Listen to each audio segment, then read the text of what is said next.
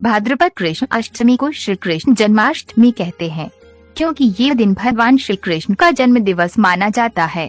इसी तिथि की घनघोर अंधेरी आधी रात को रोहिणी नक्षत्र में मथुरा के कारागार में वसुदेव की पत्नी देवकी के गर्भ से भगवान श्री कृष्ण ने जन्म लिया था।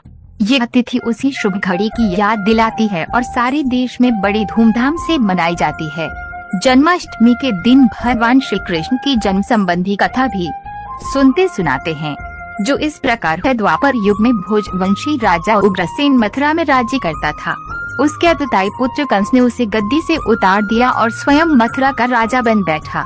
कंस की एक बहन देवकी थी, जिसका विवाह वसुदेव नामक यदुवंशी सरदार से हुआ था। एक समय कंस अपनी बहन देवकी को उसकी ससुराल पहुंचाने जा रहा था। रास्ते में आकाशवाणी हुई, हे कंस, जिस देवकी को तू बड़े प्रेम से ले जा रहा है, उसी में तेरा काल बसता है। इसी के गर्भ से उत्पन्न 8वां बालक तेरा वध करेगा। यह सुनकर कंस वसुदेव को मारने के लिए उद्यत हुआ। तब देवकी ने उससे विनय पूर्वक कहा, मेरे गर्भ से जो संतान होगी उसे मैं तुम्हारे सामने ला दूंगी। बहनोई को मारने से क्या लाभ है। कंस ने देवकी की बात मान ली और मथुरा वापस चला आया। उसने वसुदेव और देवकी को कारागृह में डाल दिया। वसुदेव देवकी के एक एक करके 7 बच्चे हुए और 7 को जन्म लेते ही कंस ने मार डाला। अब 8वां बच्चा होने वाला था।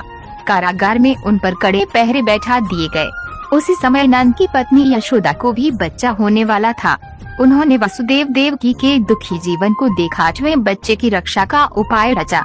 जिस समय वसुदेव देवकी को पुत्र पैदा हुआ, उसी समय संयोग से यशोदा के गर्भ से कन्या का जन्म हुआ, जो और कुछ नहीं सिर्फ माया थी। जिस कोठरी में देवकी वसुदेव कैद थे, उसमें अचानक प्रकाश हुआ और उनके सामने शंख चक्र गदा पद्म धारण किए चतुर्भुज भगवान प्रकट हुए। दोनों भगवान के चरणों में गिर पड़े। तब भगवान ने उनसे कहा, अब मैं पुनः नवजात शिशु का रूप धारण कर लेता हूँ। तुम मुझे इसी समय अपने मित्र नंद जी के घर वृंदावन में भेजाओ और उनके यहाँ जो कन्या जन्मी है उसे लाकर कंस के हवाले कर दो।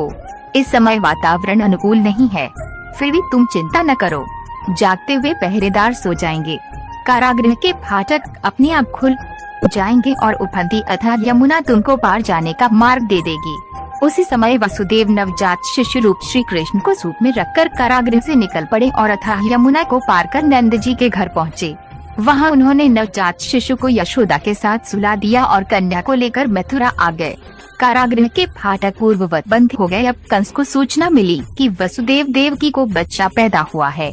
उसने बंदी गृह में जाकर देवकी के हाथ से नवजात कन्या को छीनकर पृथ्वी पर पटक देना चाहा, परंतु वह कन्या आकाश में उड़ गई और वहां से कहा, अरे मूर्ख, मुझे मारने से क्या होगा। तुझे मारने वाला तो वृंदावन में जा पहुंचा है।